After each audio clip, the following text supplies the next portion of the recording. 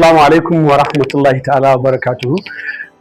Masu kallon mu kamar yadda muka saba, abin da muke so ku rika fahimta, shin wai menene ma al-yawmul hajj, kwanakin da ake yi wanda alhaji yake yi, wanda za a ciyar da shi abinci domin ya samu ingantacciyar lafiya.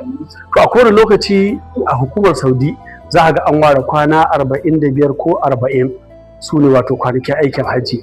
Alhazan da suka taso da wuri sukan sabka Madina, sun daɗe su kwana 4, ba su daɗe ba kwana 3, that is idan an taso da wuri. Amma matuƙar aka ce lokaci ya gicce, to kowane alhaji dama zamansa a Makka yake. To kuma duk alhajin da zai zauna kafin a fita aikin Arfa, kafin a fita Muna a tafi Arfa, to lokaci ne da alhaji zai samu abinci mai kyau ingantacce domin ya samu damar wato yin aikin haji. To shi kuma wannan zama in kuka lura daga yadda aka yi da kwana 4 da ke cikin Madina, kwatankwacin aya cewa kwana 42 ko kuma kwana 40, saboda kwana ɗaya a Makka, hanyar Makka ko hanyar Madina.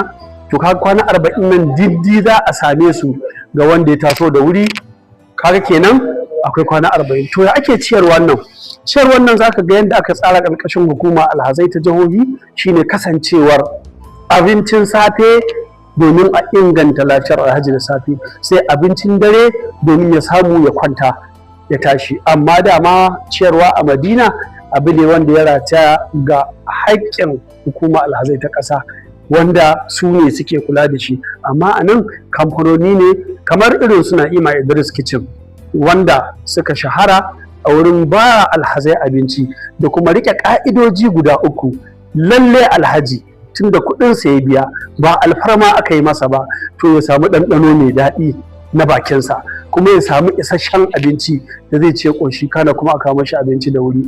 To matuƙar wannan suka samu, insha Allah za ga an samu alhaji lafiyayye, kuma wanda zai yi aikin hajji ingantacciya. Da fatan Allah subhanahu wa ta'ala ya sanya alhazanmu na wannan shekara su yi aikin hajji lafiya, kuma Allah ya karɓi aikin hajjinsu. Ma'assalam.